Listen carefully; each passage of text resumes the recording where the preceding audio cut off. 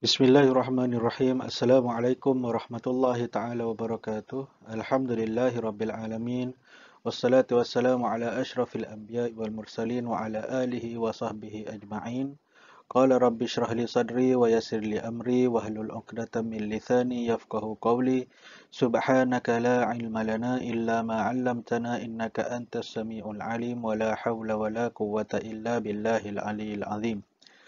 Alhamdulillah, syukur kita kehadrat Allah Subhanahu Wa Taala kerana dengan taufik dan hidayahnya dapat lagi kita bertemu dalam siri perkongsian berkaitan dengan subjek usuluddin.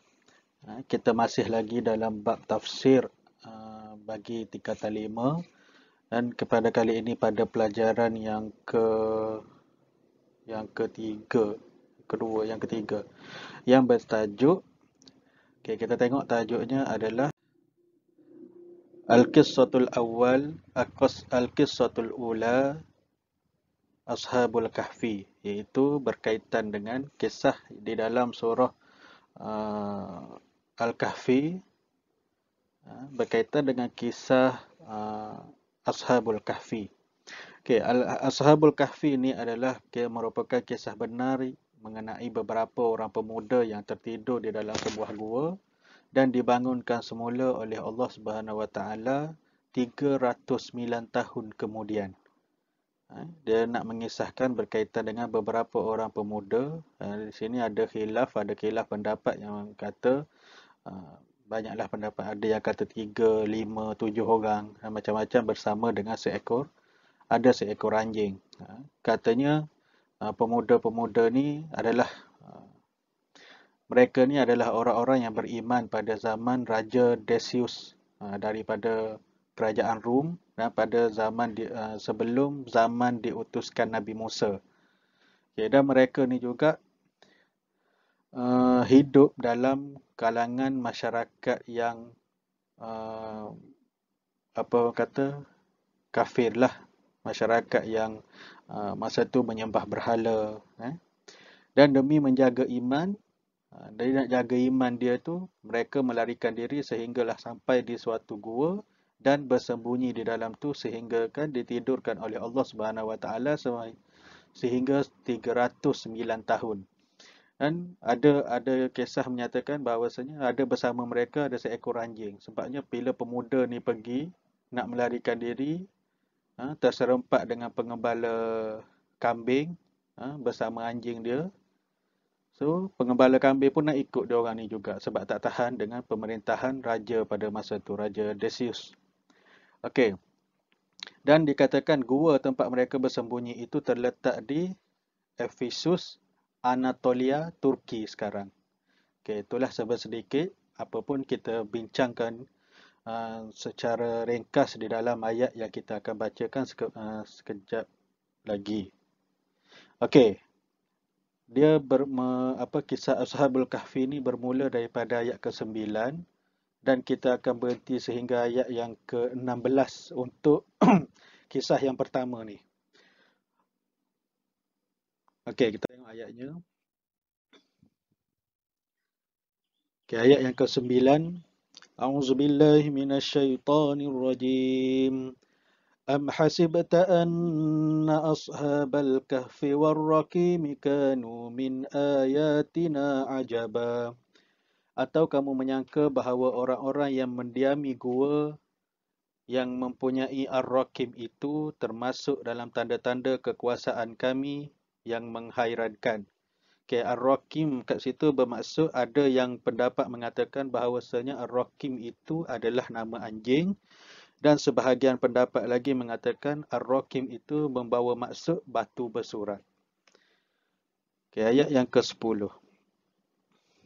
إذ أوى الفتية إلى الكهف فقالوا ربنا آتنا من لدنك رحمة وهيئ لنا من أمرنا رشدا. Ingatlah tatkala pemuda-pemuda mencari tempat perlindungan ke dalam gua lalu mereka berdoa, Ya Tuhan kami, berikanlah rahmat kepada kami dari sisimu dan sempurnakanlah bagi kami petunjuk yang lurus dalam urusan kami ini. فضربنا على آذانهم في الكهف سنين عددا. Maka kami tutup telinga mereka beberapa tahun di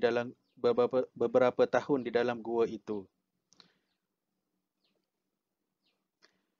ثم بعثناهم لنعلم أي الحزبين أحصى لما لبثوا أمدا. Kemudian kami bangunkan mereka agar kami mengetahui manakah di antara golongan itu yang lebih tepat dalam menghitung berapa lamanya mereka tinggal di dalam gua itu.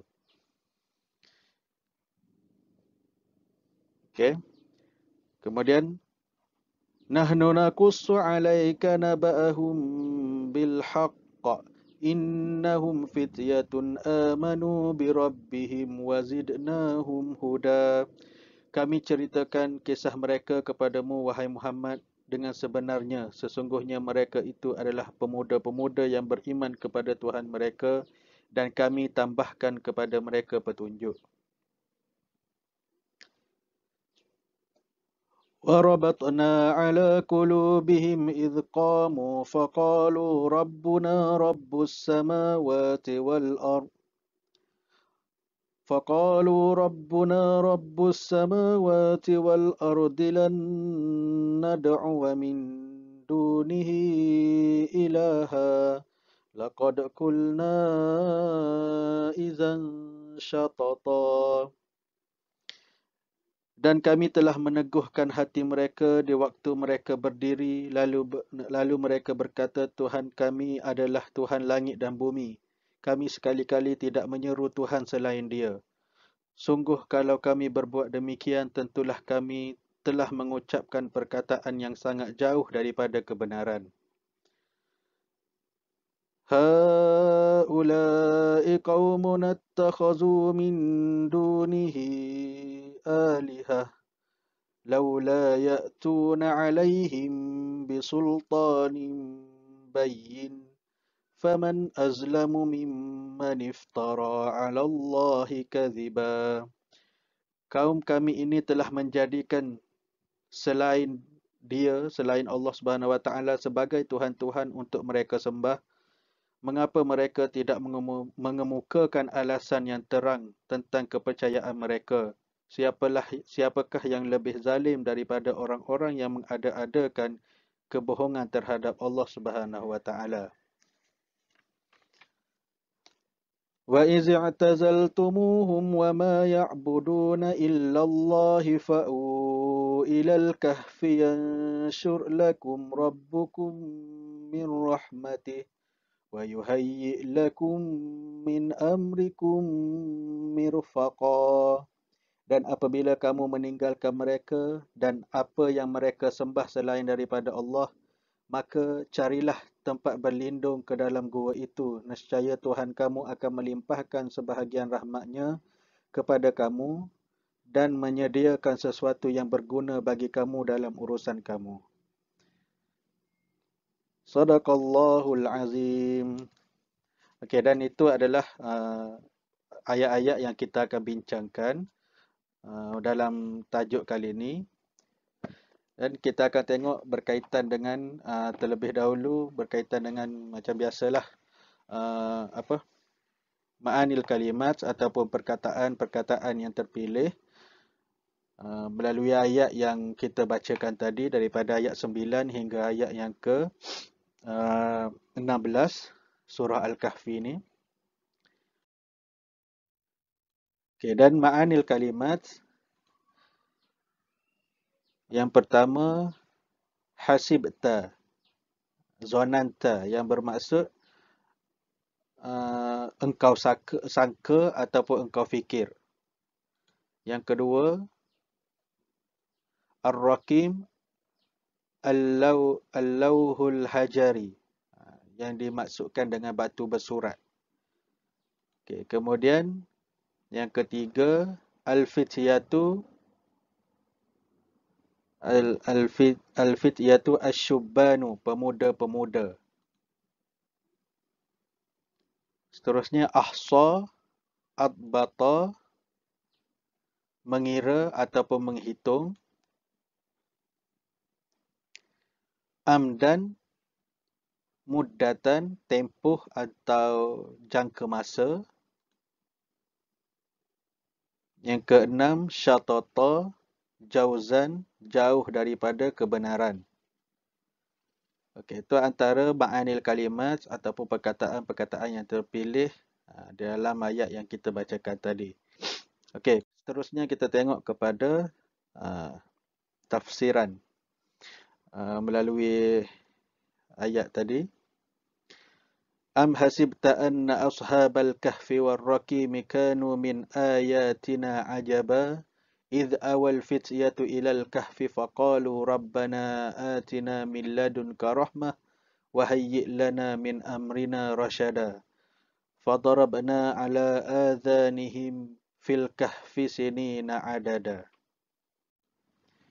أنكر الكفار على البعث وخير دليل على بطلان كلامهم قصة أصحاب الكهف وهم فتيان هربوا بدينهم الحنيف من شرك والمشركين فالجأوا إلى الله بالدعاء فاستجابوا دعاؤهم بنومهم في الكهف آمنين.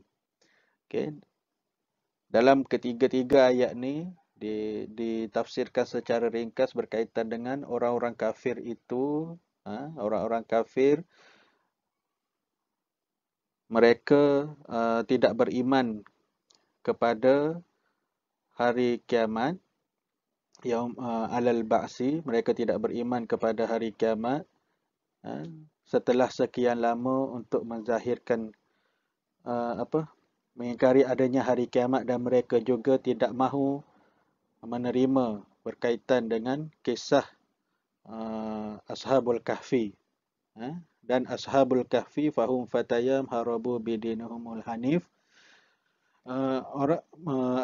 Ashabul Kahfi itu adalah mereka yang hidup ataupun tinggal bersama dengan orang-orang yang dalam agama Hanif mereka, itu dalam keadaan menyembah berhala dan bersama orang-orang yang musyrik. Dan mereka berdoa kepada Allah Subhanahu Wa Taala untuk mereka diselamatkan daripada agama nenek moyang mereka tu. Lalu Allah makbulkan doa mereka dan menidurkan mereka di dalam gua. Kalau kita tengok kat sini, okey, ayat-ayat yang kita bacakan tadi adalah berkaitan dengan pemberitahuan daripada Allah Subhanahu Wa Taala mengenai kisah Ashabul Kahfi secara global dan ringkas.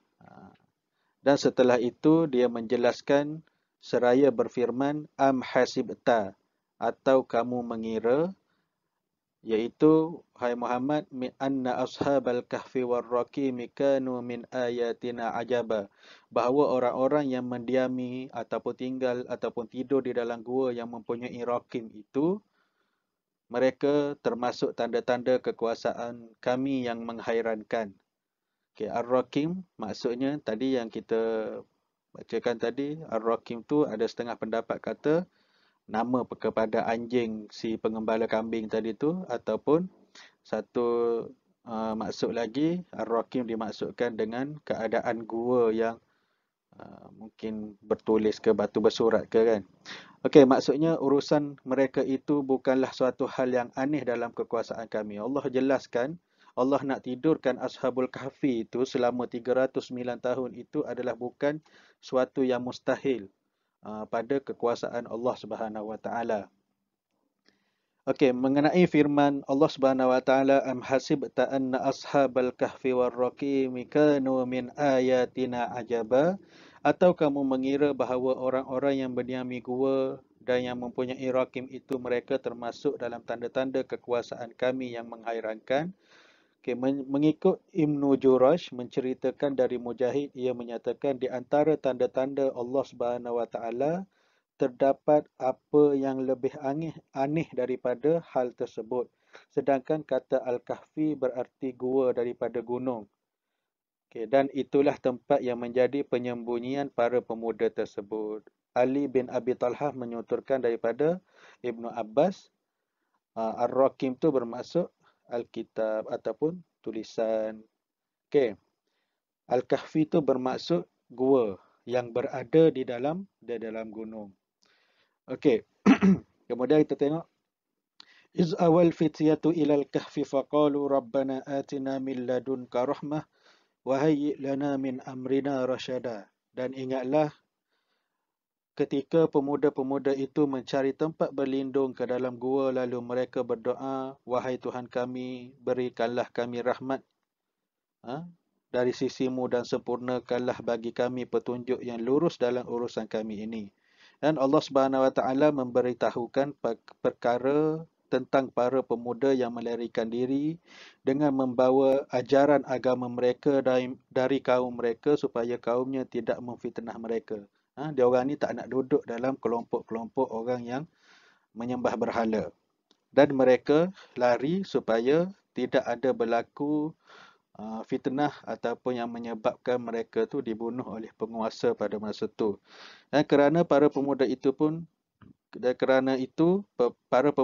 pergi melarikan diri daripada orang-orang musyrikin untuk kemudian berlindung di dalam sebuah gua di sebuah gunung untuk bersembunyi daripada kaum mereka. Dan ketika itu mereka pun memasuki gua, mereka berkata memohon rahmat dan kelembutan kepada Allah yang Maha Tinggi. Okay. Mereka jumpa satu gua dan dia orang pun minta, dia orang berdoa supaya Allah menyelamatkan mereka daripada puak-puak ataupun penduduk-penduduk di kawasan mereka yang sedang yang mungkin mencari mereka pada masa itu. Okay, kemudian fadarabna ala adhanihim fil kahfi sini ma'adada, maka kami tutup telinga mereka beberapa tahun di dalam gua itu. Maksudnya kat sini Allah Subhanahu Wa Taala menidurkan mereka ketika mereka memasuki gua sehingga mereka tertidur selama bertahun-tahun. Ada pendapat yang menyatakan 309 tahun. Kemudian kami bangunkan mereka, thumma ba'asna. Okey, itu itu ayat yang lepas ni. Okey, kita sambung ayat yang seterusnya. Okey, summa ba'asnahum lina'lama ayyul hizbaini ahsa lima labithu amada nahnu naqussu 'alaika naba'ahum bil haqq innahum fityatun amanu bi rabbihim wazidnahum huda warabatna 'ala qulubihim iz qamu faqalu rabbuna rabbus samawati wal ardh lan nad'u min dunihi ilaha laqad qulna idzan syatata haula'i qaumun attakhazu min dunihi alihah laula ya'tuna 'alaihim bisultanin bayyin faman azlamu mimman iftara 'ala Allahi kadhiba. Okey. Berkaitan dengan ayat 12, 13, 14 dan 15 ni. Okey, tafsiran secara ringkasnya, summa ayqazuhum ba'da amadan tawil li azharil haqqi fatayanu sadaku biwahdaniyati rabbihim wastun qaumun musyrikin wazadahum yakina wa bassallahu qulubihim 'alal iman was-sabru 'alasy syada'id. Wa ammal musyrikum fahumuz zalimun fi ibadatuhum min dunillah wa laysa lahum hujjatu ala dzalika. Okey. Dan kemudian Allah Subhanahu Wa Taala tadi Allah menidurkan, kemudian Allah membangunkan mereka setelah sekian lama untuk menzahirkan kebenaran tentang Allah Subhanahu Wa Taala. Dan Allah Subhanahu Wa Taala telah memasukkan ke dalam diri para pemuda yang ditidurkan tadi itu dengan iman dan kesabaran dalam kesusahan yang mereka hadapi. Manakala di pihak orang musyrik pula, mereka tetap berada dalam kezaliman, dalam kesesatan dan mereka tetap juga menyembah selain daripada Allah Subhanahu Wa Taala. Okey, kita tengok fadarab summa ba'asna. Okey, summa ba'asnahum, kemudian kami bangunkan mereka, yakni daripada tidur mereka, lalu ada salah seorang daripada mereka yang keluar daripada gua membawa beberapa keping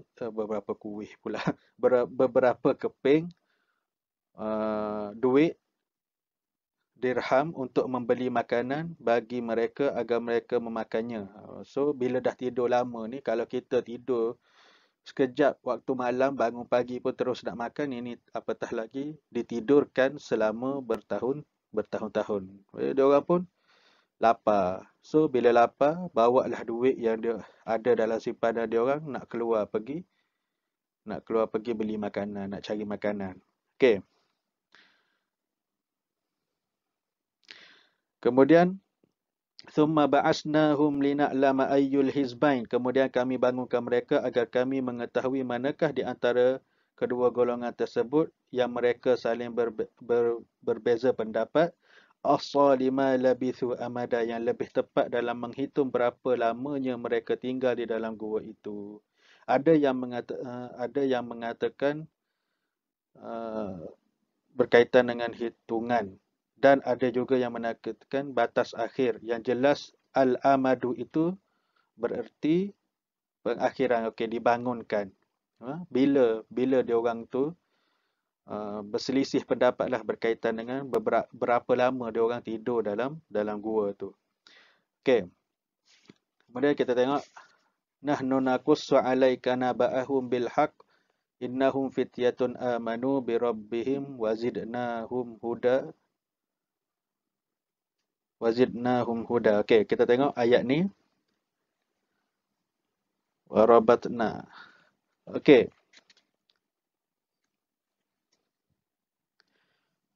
Mana ayat dia? Okey, dan kami telah meneguhkan hati mereka di waktu mereka berdiri, lalu mereka berkata, wahai Tuhan kami, Tuhan kami adalah Tuhan langit dan bumi. Allah Ta'ala berfirman, kami jadikan mereka bersabar atas tindakan menentang kaum mereka sendiri, meninggalkan kampung halaman mereka dan meninggalkan kehidupan yang enak, kehidupan yang bahagia, dan segala apa kenikmatan tu dia orang boleh kecapi semua, tapi dia orang tinggalkan harta mereka, keluarga mereka, kenikmatan hidup pada masa tu demi untuk jalan yang benar, jalan yang menuju kepada Allah Subhanahu Wa Taala. Okey, dan kita tengok banyak ahli tafsir dari kalangan ulama salaf dan khalaf yang menyebutkan bahawa mereka terdiri daripada anak-anak raja para Romawi dan orang-orang terhormat mereka, dan yang menyatukan mereka adalah iman. Dan Ashabul Kahfi ni orang yang bukan calang-calang jugalah, tapi demi untuk mencari jalan yang benar, mereka tinggalkan semua kemewahan yang dia orang ada tu untuk menuju kepada Allah Subhanahu Wa Taala. Okay, warabatna ala qulubihim iz qamu faqalu rabbuna rabbus samawati wal ard lan nad'uwa min dunihi ilaha. Dan kami telah meneguhkan hati mereka di waktu mereka berdiri, lalu mereka berkata, Tuhan kami adalah Tuhan langit dan bumi, kami tidak sekali-kali menyeru Tuhan lain selain dia. Okey.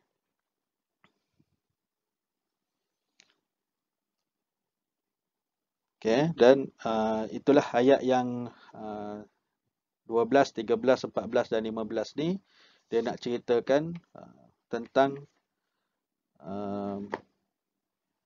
penjelasan orang-orang mufassirin berkaitan dengan berapa lama golongan-golongan Ashabul Kahfi ini telah tidur di dalam gua. Kemudian dan Allah bangunkan orang yang tidur ni, dan mereka still lagi beriman kepada Allah Subhanahu Wa Taala, tetapi mereka sendiri tidak tahu berapa lama yang mereka telah ditidurkan. Okey.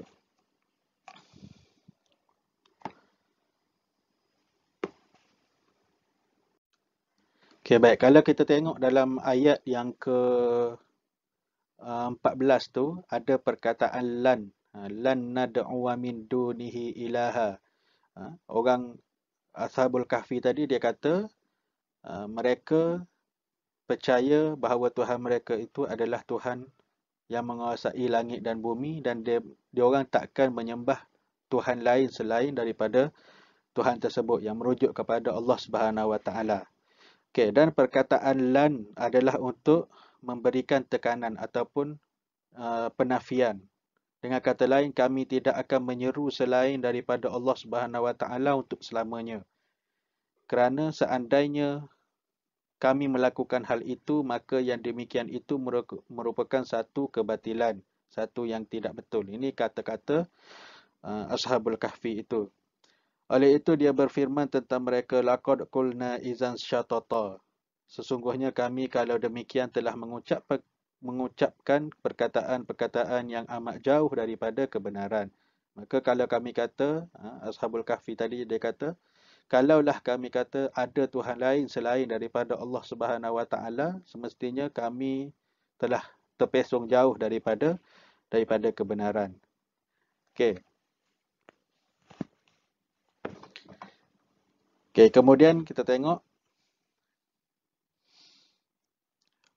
haula'i qaumun attakhazu min dunihi alihah laula ya'tuna 'alaihim bisultanin bayyin. Kaum kami ini telah menjadikan selain daripada dia sebagai tuhan-tuhan untuk disembah. Dia kata kaum dia telah menyembah selain daripada Allah. Okey, mengapa mereka tidak mengemukakan alasan-alasan yang terang tentang kepercayaan mereka? Tapi mereka ni tak tahu punca, tak tahu hala tuju di atas penyembahan mereka tu. Okay. Kita tengok sendirilah, kita boleh fikir penyembahan berhala, buat sendiri batu, buat sendiri patung, hias cantik-cantik, kemudian pergi sembah.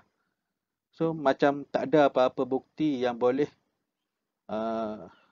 menjadikan Tuhan mereka itu adalah Tuhan yang benar. Sebabnya dia orang sendiri yang okey, dia orang sendiri yang buat patung tu, kemudian dia orang sembah. So macam tak ada hala tuju lah untuk kepercayaan mereka tu. Okey, maksudnya mengapa mereka tidak mengemukakan dalil-dalil yang benar-benar jelas dan sahih yang menunjukkan kebenaran apa yang mereka anuti. So dia orang pun tak boleh. Dia kata puak-puak kampung aku tu tak boleh pun nak buktikan yang Tuhan mereka tu adalah Tuhan yang menciptakan langit dan bumi, Tuhan yang menguasai seluruh alam. Dia kata, okey, kemudian faman azlamu mimman iftara 'ala Allahi kadhiba. Dan siapalah yang lebih zalim daripada orang-orang yang mengada-adakan kebohongan terhadap Allah Subhanahu Wa Taala. Dan dia kata mereka itulah orang-orang yang zalim dan dusta dalam ungkapan mereka mengenai hal tersebut. Dia kata Tuhan dia, berhala dia ni dapat memberi manfaat untuk orang lain, dapat beri pertolongan kepada mereka, tapi sebenarnya itu adalah kesilapan mereka sendiri, mengadakan kebohongan dan menzalimi diri sendiri. Buat patung sendiri, lepas tu sembah pula. Macam tadilah tak ada hala tuju tadi. Okey, dikatakan bahawa ketika mereka menyeru raja mereka untuk beriman kepada Allah Subhanahu Wa Taala, ini kisah Ashabul Kahfi tu, maka raja itu pun menolak seruan tersebut. Kemudian mengancam mereka dan menyuruh menanggalkan pakaian yang mereka kenakan yang padanya terdapat perhiasan kaum dia. Okey. So bila Ashabul Kahfi tadi mereka ajak raja mereka untuk beriman kepada Allah Subhanahu Wa Taala, raja dia tu tak terima. Kemudian apa-apa alat kebesaran yang ada pada baju, pada kat mana, semuanya kena ditanggalkan. Sebab dia kata geng Ashabul Kahfi ni telah pun macam berpaling tadah daripada ajaran nenek moyang mereka. Semua kita kata kemewahan, kekayaan tu, sehinggakan baju pun kena tanggalkan. Okey. Kemudian ia memberikan waktu kepada mereka supaya berfikir, mudah-mudahan mereka akan meninggalkan agama yang dianutnya tersebut. Raja tu pula bagi tahu kepada diorang, bagi masa supaya diorang ni jangan bawa agama lain, jangan bawa kepercayaan lain selain daripada tu. Dia bagi masa untuk berfikir. Okey, yang demikian itu merupakan salah satu bentuk kelembutan Allah Subhanahu Wa Taala kepada mereka, di mana pada masa penangguhan itu mereka berhasil melarikan diri demi mempertahankan agama yang dianutnya daripada fitnah. Okey, dan dalam masa raja-raja bagi golongan Ashabul Kahfi ini, dalam masa diorang diberi masa untuk berfikir tu, diorang bukan setakat berfikir, bahkan diorang tu melarikan diri. So, dengan pertolongan dan bantuan daripada Allah Subhanahu Wa Taala, okay, Allah selamatkan diorang daripada raja yang zalim itu. Okay. Kemudian pada saat itu dianjurkan kepada seorang hamba agar melarikan diri kerana takut akan akibat yang menimpa agama yang dianutnya. Okey, dengan dengan pengajaran daripada ayat ni jugalah kita disaran untuk boleh melarikan diri supaya dalam agama itu tidak menimbulkan fitnah. Macam Nabi Rasulullah sendiri dia suruh sahabat-sahabat pergi berhijrah dulu sebelum berlakunya hijrah Nabi ke Madinah. Ada sahabat-sahabat yang keluar dulu. Mereka tu adalah golongan daripada kelompok-kelompok yang teruk ditindas oleh golongan kafir Quraisy pada masa tu. Golongan-golongan hamba, pergi dulu kamu keluar. Selamatkan diri.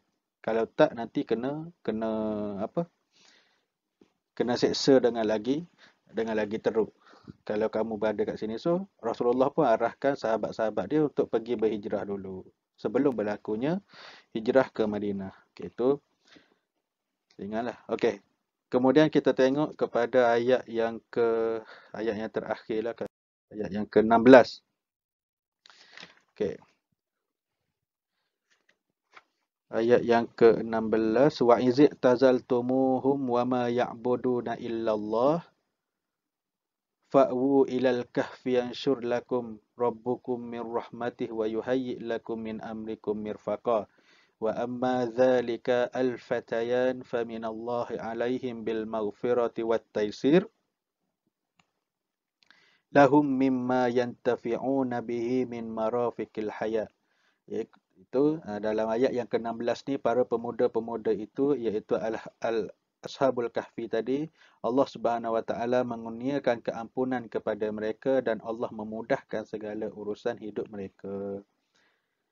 Kita tengok dalam tafsir, wa izi tazaltumuhum wa ma ya'buduna indallah, dan apabila kamu meninggalkan mereka dengan apa yang mereka sembah selain Allah, maksudnya jika kalian memisahkan diri dan meninggalkan mereka yang menyembah sembahan selain pada Allah, maka jauhi pula mereka itu secara fizik.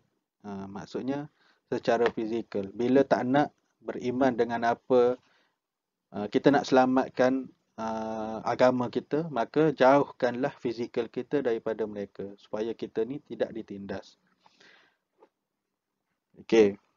Kemudian fa'wu ilal kahfi yanshur lakum rabbukum min rahmatih, maka carilah tempat berlindung ke dalam gua itu, nescaya Tuhan kamu akan melimpahkan sebahagian rahmatnya kepadamu. Ni apa yang Allah ilhamkan kepada Ashabul Kahfi itu. Kalau tak nak, kalau nak lari, kita korang dah memang tak nak ikut apa yang agama yang dibawa oleh raja tersebut, maka larikanlah diri ke dalam gua dan nescaya Allah akan bagi pertolongan. Okey. Wa yuhayyi' lakum min amrikum mirfaqa, dan menyediakan sesuatu yang berguna bagimu dalam urusanmu, iaitu sesuatu yang dapat kamu pergunakan. Pada saat itulah mereka pergi melarikan diri ke dalam gua. Kemudian mereka mencari tempat di sana sehingga kaum mereka itu kehilangan mereka. Maksudnya, diorang pergi ke pintu gua tu, pergi ke dalam gua tu tanpa dijejaki oleh pemerintah. Pemerintah diorang pada masa tu. Okay? So, diorang tak boleh cari. Okay. Kemudian mereka mencari tempat di sana sehingga kaum mereka itu kehilangan punca untuk mencari dari tengah-tengah mereka, maka sang raja pun pergi mencari mereka. So, sehingga kan raja, siapa tadi? Nama raja tu, Raja Decius tu pergi cari dia orang tapi tak jumpa. Okey, dikatakan bahawa raja itu tidak berhasil memantau mereka atau mencari mereka itu, Ashabul Kahfi itu, dan bahkan dia dibutakan oleh Allah Subhanahu Wa Taala untuk tidak mendapatkan berita tentang Ashabul Kahfi sebagaimana yang dilakukan oleh Rasulullah Sallallahu Alaihi Wasallam. Okey, maksudnya masa dia orang lari tu masuk ke dalam gua tu, Allah butakan, Allah seolah-olah membutakan mata raja ni tadi sehingga kan dia tak boleh nak jejaki Ashabul Kahfi tu, dan dia tak boleh juga nak tahu berita tentang mereka. Tahu berita pun tak sampai uh, kepada raja berkaitan dengan Ashabul Kahfi tadi, apatah lagi untuk dapatkan dia orang tu, nak ambil semula dia orang tu bawa menghadap kepada raja, tak dapat. Okey, dan benda ni jugalah yang dilakukan kepada Rasulullah sallallahu alaihi wasallam bersama Abu Bakar As-Siddiq ketika beliau berlindung dalam Gua Sur. Benda ni jugalah apa hal yang sama terjadi pada Rasulullah dan Saidina Abu Bakar ketika mereka bersembunyi dalam Gua Sur daripada ditangkap oleh orang musyrikin Mekah. Kan, pada peristiwa hijrah tu Nabi keluar dengan Abu Bakar pergi ke Gua Sur. Macam-macam kisah lah berlaku dalam Gua Sur tu. Pintu gua ditutup dengan sarang labah-labah lah apalah. Kan? Okay, itu metod yang sama yang antara Ashabul Kahfi ni dan Rasulullah sallallahu alaihi wasallam dalam bab ni lah. Okey. Dan